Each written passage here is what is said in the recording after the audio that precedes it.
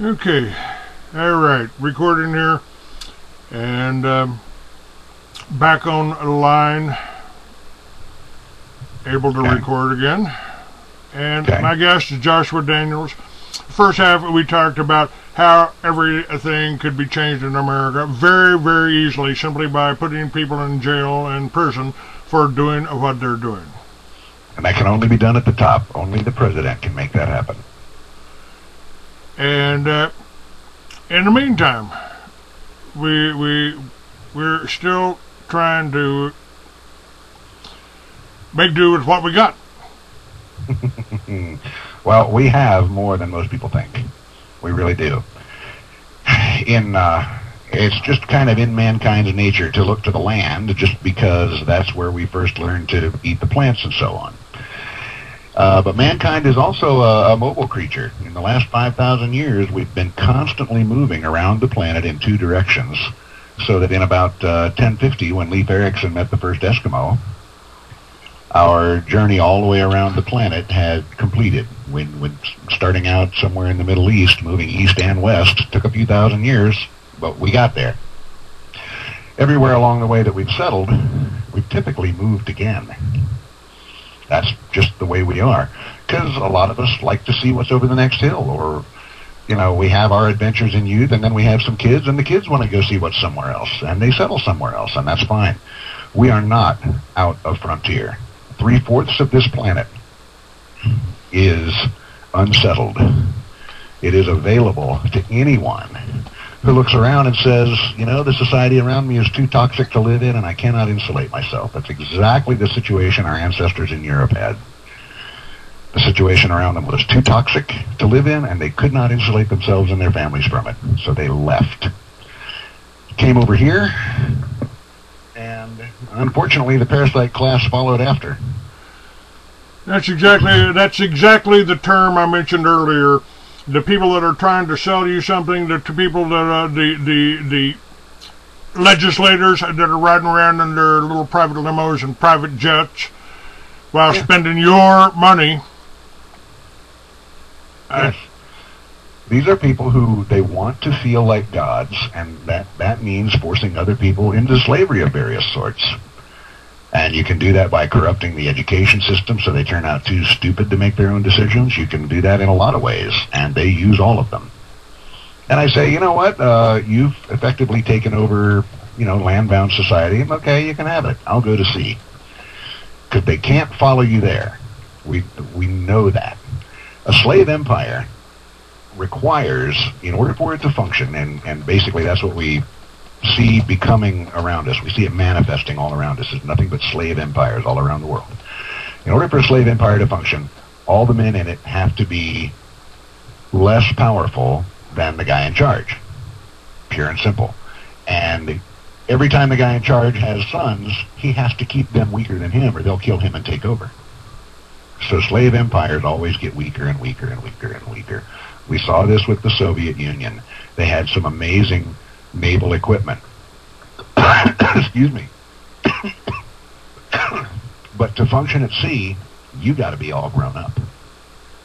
And they had a serious shortage of men who were grown up enough to be naval captains and go out to sea and do the great things that, for example, our own Navy does. We've had the best Navy in the world since we formed one.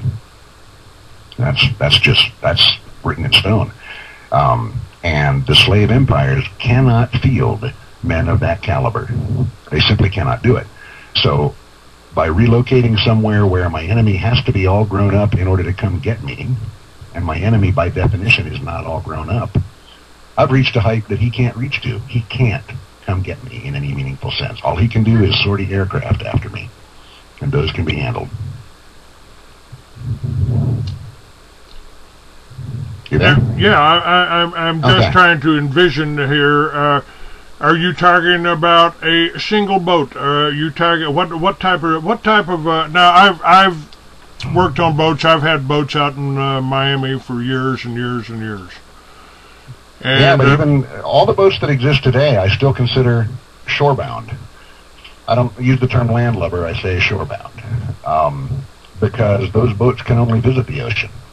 I'm talking about the ships we've designed here at the Sea Lions Foundation. We call life yachts because they take care of your whole life. They have onboard farm and garden. They make all their own electricity. They'll go anywhere in the world. There's 3 feet of water without any fuel whatsoever. They'll go down to the Arctic. They'll go to the tropics. They don't need docks of any sort. They will back up to any beach or boat launch or riverbank and load and unload cargo. They'll sail backward. And they grow enough food on board for at least 10 people every meal every day, including your morning coffee and the pepper on your pepper steak. Seaworthy, how seaworthy are these? They'll sail through a hurricane. The designs have been vetted by the top naval architect in the nation, Dr. Anil Raj, down in New Orleans. He's an Indian fella, graduated from University of Michigan with his doctorate, and he builds the big, those oil service ships that will not move even 3 feet off station in a hurricane. He knows what he's doing. The turtle design of these ships, they're basically upside down. They're catamaran. But they've, as you go higher on the ship, they get narrower and narrower, kind of like pyramids in the water. The stronger the wind blows, the more firmly they're forced down into the water, not tipped over. Interesting. Mm-hmm. Now, how realistic? I've mentioned sometimes that I think they predict things in the movies, like 9/11 on television, like they predict things. And what about 2012? Now, I've had people on here that talked about Planet X coming in. We've also talked about HARP. We've always talked about all this other stuff. You know, to me, everything is just pretty close to normal, except for the genetic modifications here to our food, to our supplies, to our crops, to everything else, that, and you know, not to mention fluoride in the water. Yeah, I've only found 2 pieces of hard information on 2012. One is that the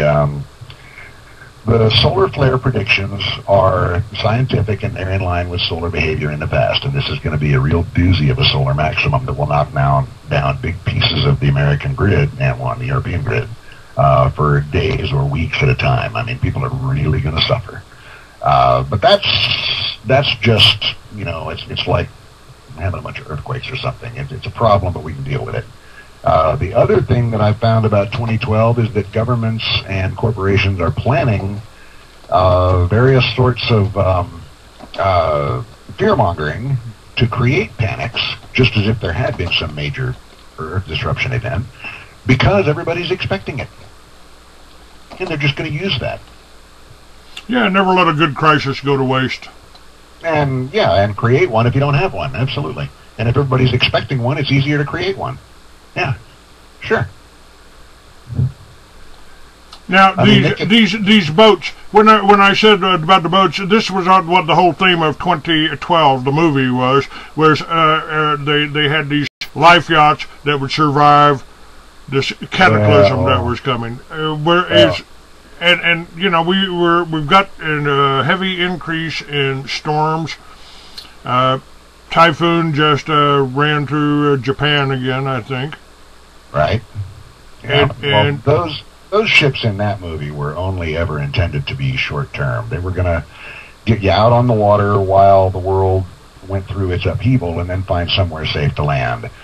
The Sea Lions Foundation's life yachts are designed such that you only come ashore if you decide you want to. There will be no factor that will force you to come ashore. If you want to live at sea your entire life, have 10 generations on that ship that have never seen land, you could do it. I don't know why anybody would want to, but you could.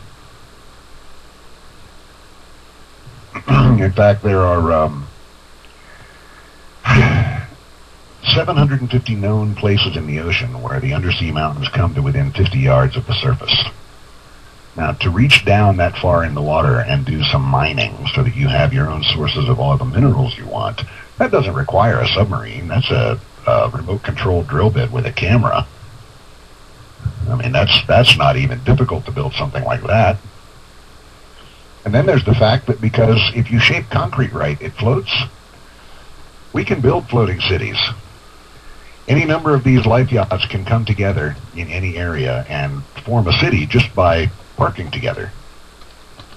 That's not even difficult. But we can build floating breakwaters such that even in a hurricane, within our 1 or 2 or 10 square miles, whatever we have there might be 100-foot waves out on the ocean, but within our breakwaters, within our colony, it's relatively calm water. And by that I mean, 6 or 8-foot waves. That can be done. That's not even difficult. It's just a matter of people getting together and doing it. But more importantly, when you have one of these life yachts, you become a member of that class of people who runs their own lives, because it is impossible to rule over someone who can get away from you. You ever think of that? Yeah. Yeah. Now, yeah. What is a life yacht cost? And tell me a little bit more about the power supply, because you actually are building a power supply that's available now that people can get right now. That's solar. Is that correct? That's correct. Well, we are building and marketing the SG1, our website for that. We formed the commercial arm for the foundation. That's called Sound Wisdom Life Products. That's at www.sound-wisdom.com. This is the world's only 5,000 watt plug and play expandable solar powered generator system. There's a lot of other systems out there, but they're not expandable. Okay, give me that website again, please. www.sound-wisdom.com. Soundwisdom.com. Okay. Okay. And we offer a trade-in on My Solar Backup. People buy those things and they realize they can't add any solar panels, they can't add any batteries, so it's going to give them, power for about an hour a day, and then they're done. They're going, what did I spend $3,500 on? What a waste. So we offer a trade-in on those. But ours, you can add as many solar panels as you want. You can add as many batteries as you want. Once you have the core power plant, which will give you 5,000 watts as long as there's a charged battery hooked up to it, then it's just, how many panels do you want to put on it? How many batteries do you want to put on it? You could run your whole house off the silly thing. We have people that contact us for that very thing. Say, I want to get my whole house off the grid. I mean, it's hard for people to imagine living together in a Liberty Village. Everybody's gotten so isolated and independent that they've really thrown away community and family, I think. But you could... What?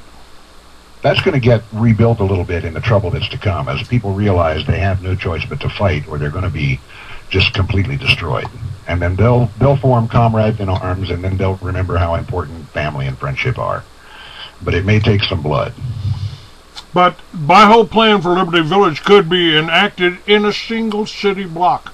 If everybody put one of your units in for power, hooked up to the grid, so you can sell it back to the grid. Well, that's some money you may not want to spend, because how long is the grid going to be there to buy it? And how long will they be willing to buy it? And how long are the forces of evil going to allow you to be independent?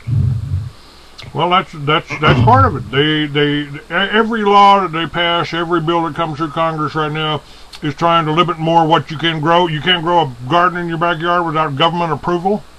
That's right. You can't have a chicken unless you got a chip in him that and you can monitor him and report to the government if he crosses the road. That's right. Yeah, here in Tulsa, actually I don't know about Tulsa. I know in Sapulpa, which is right next door, the notice went out with the water bills 2 years ago. If you're going to have a garden, it's $50 extra, and you've got to have the city come inspect before you plant your garden, and then they got to tell us that it's okay, and then we'll let you pay your $50 deposit and have a garden at your house. That was 2 years ago. Yeah, to me, that's insanity, but it follows the plan. The ninth plank on the Communist Manifesto is corporate farms. The communist movement was financed by the banksters. That's right. And how many people did Stalin kill, forcing them to collectivize their farms? 60 million. At a rough estimate. He's going to do the same thing here. They think there are too many Americans. Even the Mexicans they're bringing in, they're going to It looks to me, you know, as I look at trends, and as a consulting business analyst for 15 years, that was one of the things I had to learn to do. Looks to me like they're bringing in all these Mexicans and liberalizing the gun laws and making sure that the drug trade is strong so that the Mexicans get as well armed on average as the Americans, and then they're going to pit us against one another to wipe each other out in large numbers. Very large numbers. That's what they always do. North to south, divide and conquer. Yeah, north, south, east, west. Boom, boom, boom. Lots of dead people. And, you know, then they come in and they own what's left. And I'm not playing that game.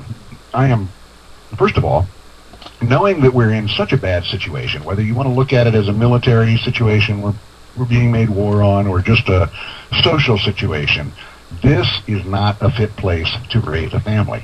You cannot protect your children from the tendrils that the government will stick into their minds, or that the corporate media will stick into their minds. You know, me, I'm fine with anybody listening to whatever music they want, starting at about 18, 20 years old. Prior than that, you need to learn to be playing music. You need to learn an instrument. You need to learn to make your own music. There's a lot of other things you need to be learning too. But you can't have a kid in this society and insulate them. You remember in True Lies when Tom Arnold says, "Oh, you're not her parents. Axl Rose and Madonna are her parents." Yeah. Yeah, you know, she's got that thing on her head 8 hours a day. You can't compete with brain feed like that. And, you know, I look at that and say, yeah, okay, well, if I can't do it here, I got two choices. Don't do it, or do it somewhere else. Well, there's nowhere on land where I can go that's going to be even reasonably safe from the forces of evil, unless I want to be impoverished in a third world country where I cannot develop the resources to fight back. That's not an acceptable choice to me. But I can go out to sea, where I can rapidly accumulate wealth just by traveling around the world. And on these life yachts, there's a room for 750 tons of cargo, in addition to the 3,000 square feet of living space, and in addition to all the farm and garden space. Okay, we're talking about an expensive vessel here. Yeah, the most expensive and will cost you about 8 years out of your life. But you don't have to pay any money for it. You don't have to pay any money for it? No. Why would I charge you money? Especially, what money are you going to offer me that I can turn around and spend later? Okay. I mean, they're all being destroyed. It's a race to the bottom for all the currencies in the world right now. All right. Here's the way we're doing this. The Sea Lions Foundation is a Christian missions organization. That's our main goal and our main call. All right, but we want to send out missionaries who do not require cash support from home, because we've seen since '02, when I started this whole mess, good Lord, it's been 9 years, wow, that there wouldn't be any support available for these missionaries. All right, there would come a time when that wasn't going to happen. So we worked out everything necessary. Even these ships are built out of concrete. An ordinary schmo can learn to mix concrete. An ordinary schmo can learn to tie rebar. And you can reinforce concrete with bamboo and rattan. It doesn't have to be steel rebar that you bought from a steel mill. Okay? So here's how we work this out. We need help from ordinary people to make this happen. People who would also like to live without a utility bill or a mortgage payment or a food bill. So we devised the Freedom Fleet. Freedom Fleet works like this. We need help getting the whole thing started. And that's going to take some money, but it's going to take mostly time and effort and tools and materials. All right, but some things can't be done without cash. So then we lease a piece of riverbank for 6 months. That's all we need it for. We don't need somebody to give us the property. We don't need to lease it forever. We're going to lease a piece of riverbank for about 6 months. We'll go there. We'll send a few people there, 15, 20 people, who will begin farming, hydroponic farming. I haven't talked about hydroponics, but that's how you grow the most food that is the most nutritious, the most quickly, and the most cheaply. And by the way, that's also the system that's being set up so it can be done indoors under shelter and circulate around between the structures on the Liberty Villages. That's correct. That's correct. I saw that. That's really good stuff. And if you'll get seawater to use as your nutrient solution, you'll grow bigger, tastier, more nutritious fruits and vegetables, and you feed those to your animals, and then the meat's better for you, etc., etc. But seawater works as a on crops. Oh, absolutely. Gargle it. Huh. Google it. Google it. Yeah. Yeah. Look up seawater as nutrient solution, and you will see some amazing plants. And even if you don't want to use the seawater directly, it's only a little bit of kitchen chemistry to extract the minerals and make your own really high-quality plant food that has no salt in it. So, but that's kind of an aside, maybe for another show. But the first few people go to the riverbank and they set up farm and garden for themselves and for the next batch of people who are going to arrive. And then they start working on the first floating dry dock. On the first, this is just a big concrete slab in the water that they can raise and lower with an air pump. Okay. Then they start building the first of our smallest life yachts, called the Corvette. It's 800 square feet of living space. And all of our life yachts will go anywhere in the world there's 3 feet of water. They will all sail through a hurricane. They all have complete living accommodations inside, including living rooms and bathtubs and walk-in freezers. Okay? Because when you're going around wherever you are, you need large amounts of food stashed away safely. Okay? They all make all their own electricity from either the motion of the waves or from the wind or from the current of the river underneath you. So they start working on that first life yacht, and when it's ready, they lower the floating dry dock and drop it into the water. Now, these are not terribly expensive to build because they're built out of concrete, and they actually move around by sail power. But they don't use the old, complicated sails that, frankly, they're very pretty, but they're not good for much other than that.